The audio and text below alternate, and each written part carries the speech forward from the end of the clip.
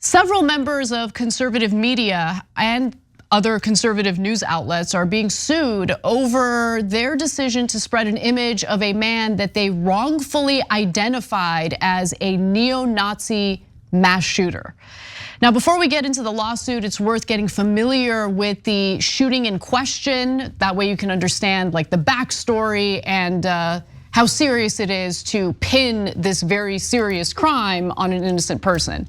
So Mauricio Garcia, a 36-year-old Texas resident, has accused Fox News, Univision, and Newsmax, along with influencers Tim Pool, Steven Crowder, and InfoWars host Owen Schroyer, among others, of having recklessly disregarded basic journalistic safeguards and published the photo of an innocent man, branding him as a neo-Nazi murderer to his local community and the nation at large.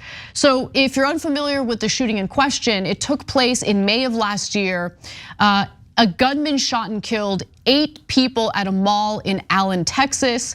The alleged shooter was later identified as 33-year-old Mauricio Martinez Garcia.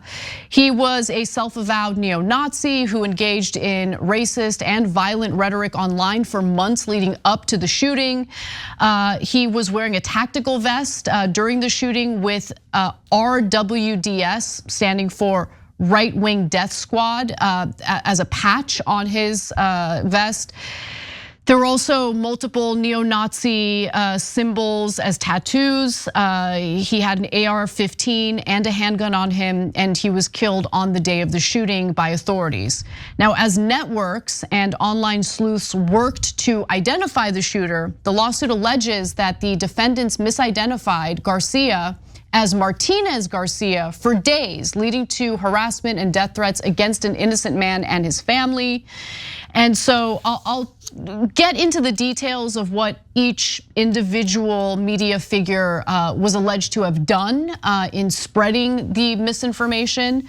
But there seemed to just be this obsession with identifying who the shooter was and figuring out who it was, because some on the right thought that the description of the shooter as a neo-Nazi was some sort of psyop to go against conservatives in the country and conservative media figures. Putting out information that you have not confirmed, and especially pinning something as serious as a mass shooting on an innocent person, on the wrong person, is absolutely devastating for the wrongfully accused person who's now gonna have to deal with insane threats. Their life gets turned upside down. It is serious, and people should take these types of situations seriously and not jump the gun. So yeah, so look, guys, there's a couple different issues here. Number one, people make mistakes, I understand, but then you gotta do a correction right away. And so as we get into the story, you'll see there were all of these outlets, including Univision, very reluctant to do corrections. I mean, if you're ever gonna do a correction on a story, this is the one. Yeah. When you accuse someone of being the neo-Nazi who killed babies, it doesn't get any worse than that. I mean, the correction has to be significant, but at least it has to occur at a minimum, right? And so, okay, so we'll get to that. But the second thing is, look, I think that the lawyers that are now suing, like Alex Jones and these guys, etc., they're a really important check because the government doesn't function anymore. So like there used to be consequences for lying on air, and now there are almost no consequences. So what wound up happening is people just started lying like crazy on air. I mean, Alex Jones is the best example, just saying the most insane things, and they thought that they were above the law and they had, immunity and impunity, and they acted with impunity, etc. Right now, people are beginning to realize, oh, there's a thing called defamation. When we just call someone a neo-Nazi out of nowhere and don't have any proof for it, it turns out that's not kosher and I might be in legal trouble. Yeah. And so now these lawyers are saying there's gonna be consequences for it if you act this way. So if it was an honest mistake and they corrected it right away, I have a completely different opinion on this. Yeah. Right? But that doesn't appear to be what happened here. So look, let's also just very quickly be realistic about what a defamation lawsuit is and how it tends to play out, because proving defamation is an incredibly difficult thing to do because you have to prove malice, right? You have to, and you also have to prove that, you reached out to the conservative media figures in question. You have to prove that they saw your email or your message demanding a correction and apology. And you have to prove that they ignored that and continued misreporting or spreading misinformation despite the correction that was communicated to that individual or the individuals in question here, right? I don't know if they have the ability to prove that or if they have the receipts necessary to prove that. But some of the figures who are being sued, it's kind of messed up, right? Because like in the case of Tim Pool, he did not show the mugshot on his show, but he's got a website. And I don't know if it was him himself or if it was the people who work for him. These are all questions that should be answered through the defamation suit. But they had spread that mugshot of the wrong person on the website. But Tim did say on air, he thinks it's a psyop operation. He thinks it's a psyop and all of that, So yes. they pretended that it was a white supremacist, but it's actually a Latino, haha.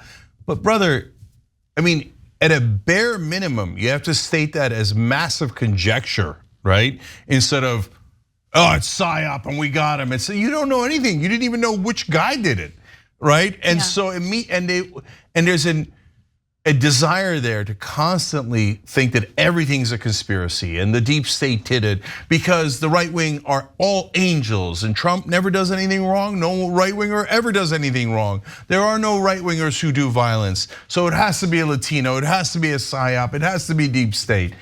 Bounds of reason, man. Not everything's a conspiracy. That's why I think that some of the right wing are off the deep end. And so now you get to go to court and find out, okay? So hey, if you thought it was a psyop, good news, you'll get to prove it in court. So the lawsuit accuses Fox News of having used an image of the innocent 36-year-old plaintiff, Mauricio Garcia, to portray the gunman in an article that was published on their website, and of having refused to retract the article after being notified of their mistake. See, that's what the plaintiff has to prove in the defamation case. Newsmax similarly accused of having prominently displayed a misidentified photo of Garcia on multiple shows, and accusing him of being a member of the Puro Tango Blast, a prison gang. In the aftermath of the shooting, prominent conservatives promoted conspiracy theories that Martinez Garcia's extremist ties and the massacre itself were a psyop. The lawsuit accuses Tim Pool, Steven Crowder, and Schroyer of wrongfully using his image in their discussion of the shooting, and in some instances linking him to their conspiracies. Timcast Media Group also published an episode of Timcast IRL in which the thumbnail image of the video used the photograph of the plaintiff. This image was viewable not only to YouTube users who actually clicked on the video, but to any user who was served the video on their feeds or in a recommendation sidebar, the filing says. So while Tim Pool himself might not have used the wrong mugshot while discussing it on his show, that inaccurate, wrong mugshot that falsely accuses the wrong guy of committing this crime was used in the thumbnail of the video, and so they're citing that as well. I'm just stunned that none of these guys did adequate corrections, and if they did, and they'll get to prove it in court, and then my opinion would change based on that newfound evidence. But for now, it doesn't appear that most of them did corrections, and Univision seems to have, again, they'll have to see it in court, right, and prove it, but seems to have not acknowledged that they actually had the wrong mugshot in really large shows on television, and they pretended, if the plaintiffs are right, pretended that they only used it in a small online show, obviously to limit damages if it turns out that they were guilty.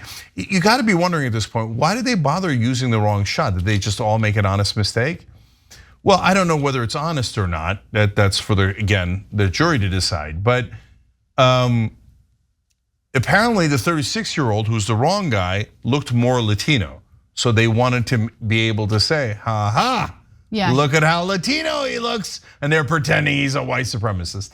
The actual guy actually had swastikas tattooed on his body, the lightning bolts from the Nazi era, etc. And so he was definitely a white supremacist, even though he's Latino. People don't have to be rational, especially lunatic killers. What I want to understand is, why do you want to provide cover for white supremacists, right? Why?